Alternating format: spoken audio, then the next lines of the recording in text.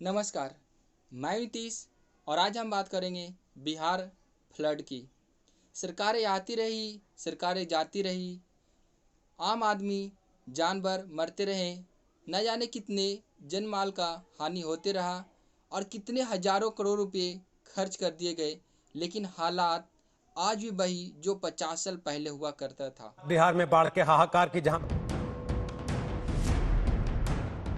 करके सुरक्षित जगहों पर, जो ऊंची जगहों पर जा सकते। वहीं सरकार ने बारिश को देखते हुए मुजफ्फरपुर, वैशाली अभी तक बिहार के 11 जिले के 15 लाख लोग बाढ़ से प्रभावित हो चुके हैं।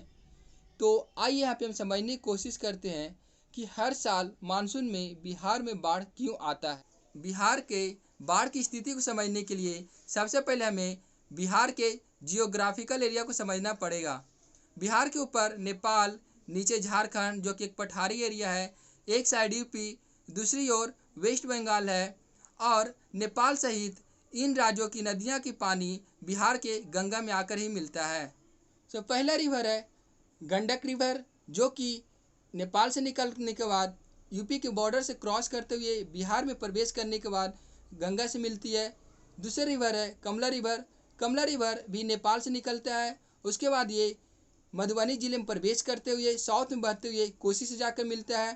तीसरा नदी है बागमती रिवर। बागमती रिवर सीतामढ़ी जिले में प्रवेश करते हुए ये भी कोसी में जाके मिलता है। चौथा नदी है महानंदा नदी, जो कि हिमालय से निकलने के बाद वेस्ट बंगाल और फिर बांग्लादेश के बॉर्डर से क्रॉस करते हुए फिर ये भी बिहार के गंगा में आके मिलते हैं। पांचवा नदी है कोसी नदी। कोसी नदी को वैसे भी बिहार का शोक कहा जाता है और इसे आत्मघाती नदी भी कहा जाता है, क्योंकि इसकी कोई भी बहने की डायरेक्शन फिक्स नहीं है।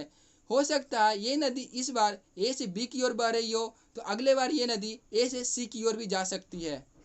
चूँकि ये नदियाँ बहुत ऊंचाई से आती है, जिसके कारण ये नदियाँ अपने साथ केवल पानी ही लेकर नहीं बल्कि बहुत तरह के कचरे भी लेकर आते हैं, जिसके कारण नदियाँ की गहराई कम जाती है और जहाँ पे पानी जमा होना चाहिए वहाँ पे कचरा जमा हो जाता है और पानी शहरों और गाँव में चला जाता है।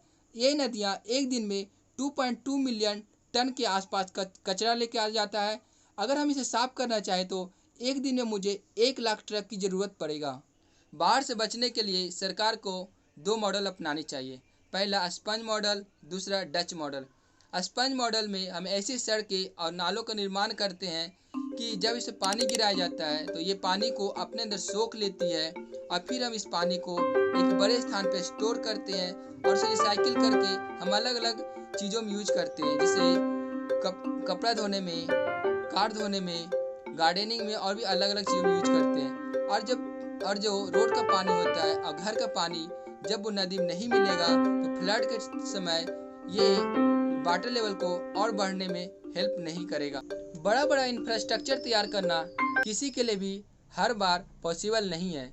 इसके लिए डच लोगों ने बाढ़ से बचने के लिए नेचुरल तरीका ही ढूंढ लिया है। इसके लिए उसने room for the river model पे काम किया। इसमें उसने नदियों को और गड्ढा किया और खोदा और उसके नीचे में छोटे छोटे पौधे लगा दिए, ताकि जब वो पानी आती है तो वो पानी भी आसानी से चला जाता है और वहाँ पे पेड़ के कारण नदी में मिट्टी का भी कटाव कम होता है, जिसके कारण बाढ़ का खतरा कम से कम जाता है और वहाँ पे हरा भरा भी दिखाई देता है। तो आइए देखिए अब नीदरलैंड की नदियाँ किस तरह दिखाई देती है। Embankment wide. नीदरलैंड में जितने भी एम्बैंकमेंट थे सारे को चौड़ा कर दिया गया और किनारे पे ज़्यादा ज़्यादा पेड़ पौधे लगा दिए गए ताकि कम से कम सेडिमेंटेशन हो। फिर उन्होंने बाढ़ को, पानी को स्टोर करने के लिए वर्ल्ड क्लास स्टोरेज सिस्टम बनाए, जिसके कारण जब भी बाढ़ का पानी आए तो उसे सिस्टमेटिक ढंग से वहाँ से निकाल दिया जाए, जिससे कि किसी भी चीज़ का डैमेज भी ना हो और ज़्यादा से ज़्यादा पानी का भी वहाँ से निकाल दिया जाए। नीदरलैंड में जब भी कोई प्लान बनाया जाता है तो उसे 10,000 साल के आगे को देखकर बनाया जाता है और यूएसए में जब भी कोई प्लान बनाया जाता है फ्लड के लिए तो उसे 100 साल के आगे तक के देख के बनाया जाता है। लेकिन हमारे यहाँ कैसा होता है ये आप सबको पता है। आई थिंक सरकार इन सब चीज़ों पे गौर करेगी। थैंक यू, धन्यवाद, जय हिंद,